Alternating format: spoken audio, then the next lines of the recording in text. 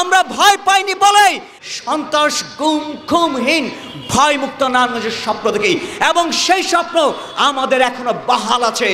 যারা নারায়ণগঞ্জ সরকার দখল করে আছে সেই দখলদারকে উচ্ছেদ করতে হবে।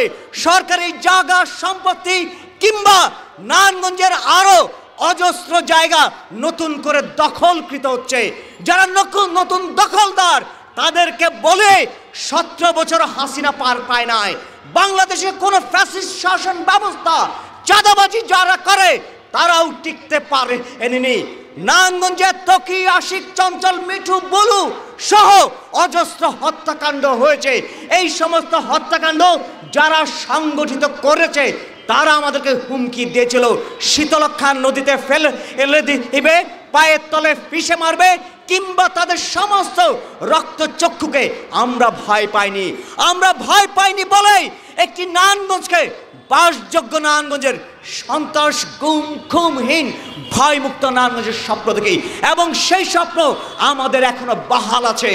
আমরা আজকে এই কর্মসূচি থেকে অনতি বিলম্বে জেলা প্রশাসন এবং যারা বিশেষত পপুলারের ব্যবস্থাপনা পরিচালক যিনি খালেদ হায়দার কাজলের কাছ থেকে এই জায়গাটা কিনেছেন তাকে সতর্ক করে বলে মনে রাখবেন, যার কাছ থেকে কিনেছেন তিনি পালিয়েছে, যে আপনাকে শেল্টার দিয়েছে তিনি পালিয়েছে।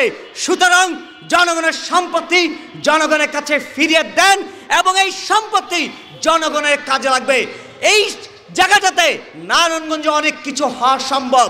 পার্শ্ববর্তী অঞ্চল হওয়াতে, ঢাকার পার্শ্ববর্তী অঞ্চল হওয়াতে আমরা যেমন অনেক কিছুর সাথে যুক্ত হয়েছি তেমনি অসংখ্য জায়গা থেকেও আমরা অধিকার বঞ্চিত হয়েছি।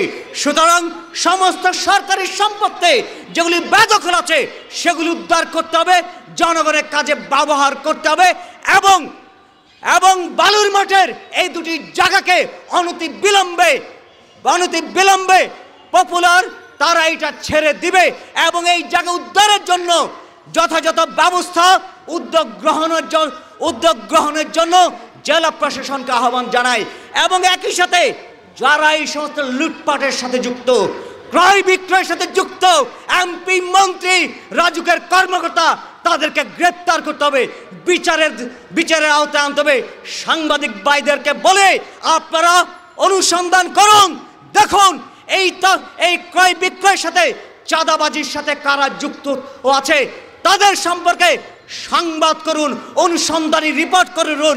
দেশটা আমাদের সকলের, সুতরাং দায়িত্ব যেমন আমাদের উপর বর্তায় তেমনি সেই দায়িত্ব সাংবাদিকদের উপরও বর্তায়। আপনাদের কলম, আপনাদের লেখনী শক্তি জনগণকে সাহস যোগাবে, জনগণ আপনাদের পাশে আছে। সুতরাং আহ্বান করে অনতি বিলম্বে রাজুকের অসাধু কর্মকর্তা এমপি মন্ত্রী তাদেরকে চিহ্নিত করতে হবে, গ্রেফতার করতে হবে, বিচার করতে হবে এবং দখলদার বাহিনীকে দখল ছেড়ে দিয়ে নারায়ণগঞ্জের এই সম্পত্তি নারায়ণগঞ্জবাসীর কাছে পৌঁছে দিতে হবে, তাদেরকে বুঝিয়ে দিতে হবে।